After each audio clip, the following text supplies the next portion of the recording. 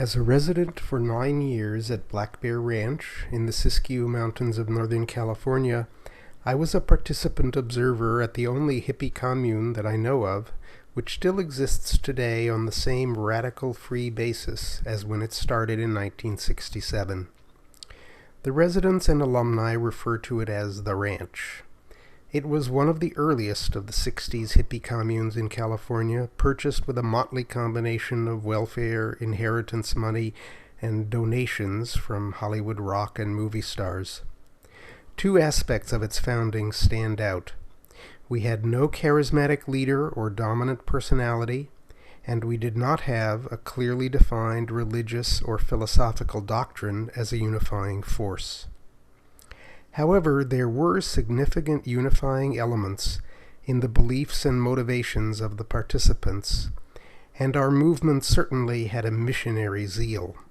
On October 6th, exactly 1 year after the Love Pageant rally, a group of hippies still living in the hate closed the curtain on the Summer of Love.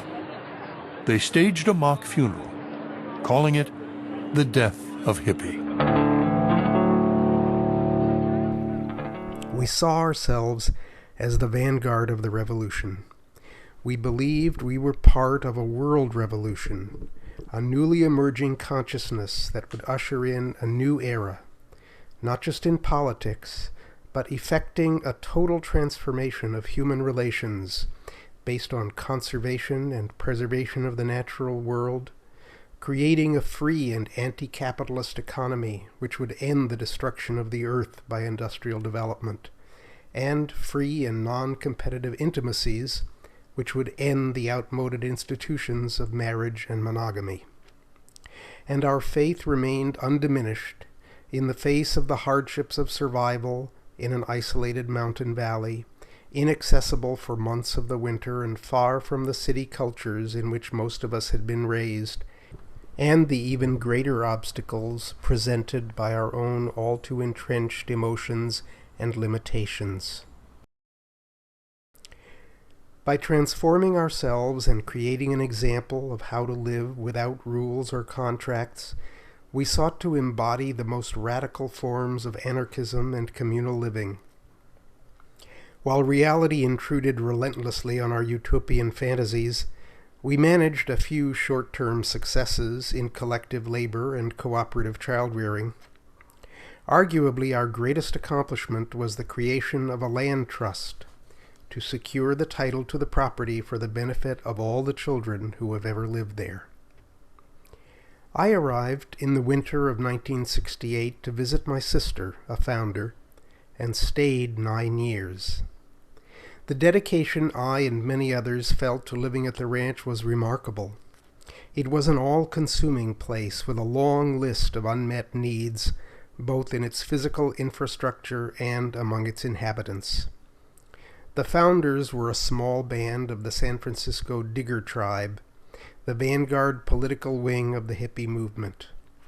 We were soon joined by some of New York's up-against-the-wall motherfuckers, a similar group of political street theater agitators, and soon by many other radicals, draft dodgers, and an unsteady stream of seekers and vagabonds who miraculously made the long trip, 8 hours by car from San Francisco, navigating the last 8 miles of single-lane washboarded dirt road in vehicles almost all unsuited to the journey.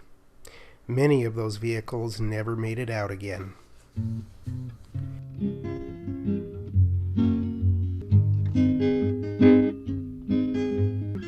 I know the way of the bird on the wing.